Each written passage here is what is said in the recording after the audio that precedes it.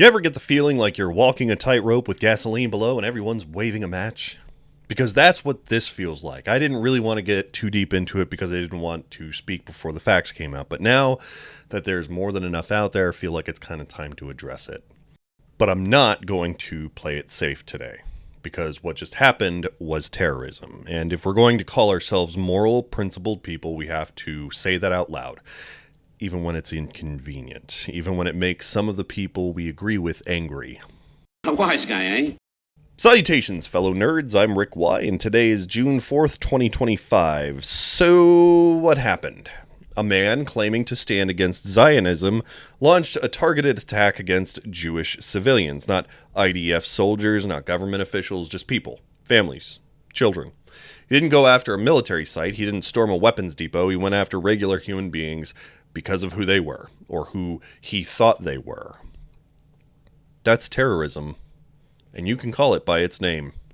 Yet this is the part where a lot of people seem to get confused, as they seem like delineating this information can only be done along the lines of loyalty to some kind of tribe or team. And then they forget that the only tribe and team that matters is humans. All of us are in this together, and the game ends the exact same way for every player. You can be against injustice. You can be against occupation. You can be enraged by genocide, apartheid, propaganda, and global indifference. But the second you target civilians, you're no longer resisting oppression, you're creating it. And I don't care what flag you wave. I don't care what side you claim. Morality isn't a costume you get to put on whenever it's convenient. It's the line that you don't cross when everything in you wants to.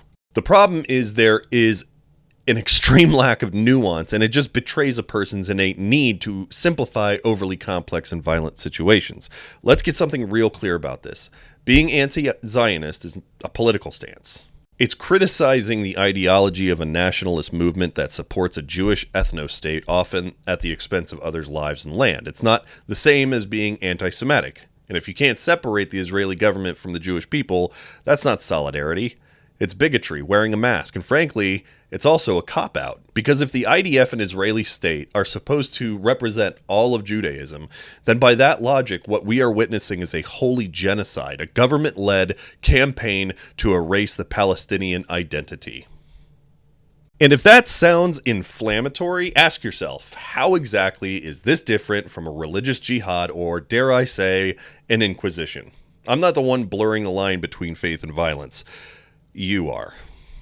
If, of course, you refuse to separate a government's crimes from a people's religion. And if you want to debate this, I'm welcome to it, but I will not tolerate slander, ad hominem, or bad faith arguments. This is serious, and it demands a kind of intellectual honesty I am prepared to bring. I expect nothing less from anyone who engages in the conversation in my comments below. There are Jewish anti-Zionists.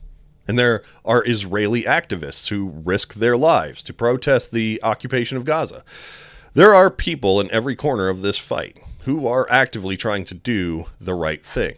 But when someone chooses to hurt innocent people because they're not Jewish, that's not justice. It's not resistance. That's terrorism driven by unbridled hate. Now, to those of you who support the current policies of the Israeli state, whether you call it Zionism or not, you have to understand when entire communities are pushed to their brink and then ignored, it creates deep, festering desperation. People reach a point where they're going to do anything in their own minds just to be seen.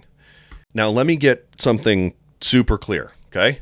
I will never condone what this individual did, but I do ask you to reflect. What drove him to do this? And more importantly, what can we do to make sure this doesn't happen again? Let's flip the roles for just a moment, just as a thought experiment. Many of you are parents. You'd move mountains for your kids. I know I would.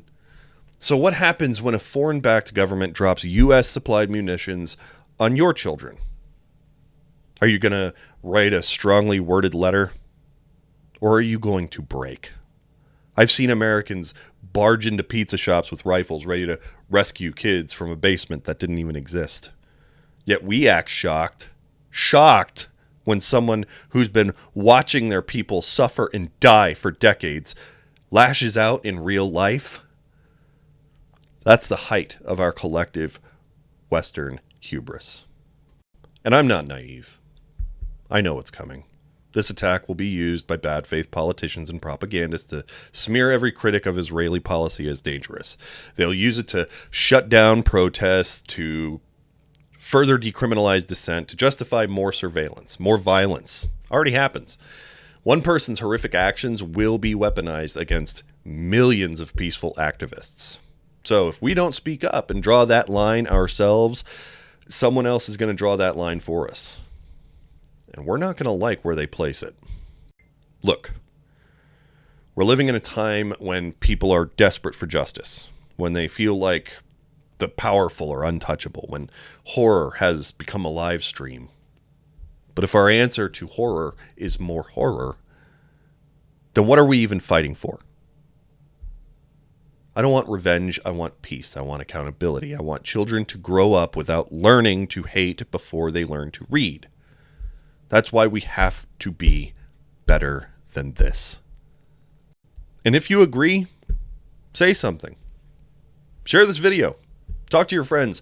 Don't let people hijack your cause for hate. You don't have to pick between condemning this attack and standing up for Palestinian lives. You can do both. You should do both. Because all lives matter. Remember? Justice without humanity is just a slower form of hate. Y'all come back now. You hear?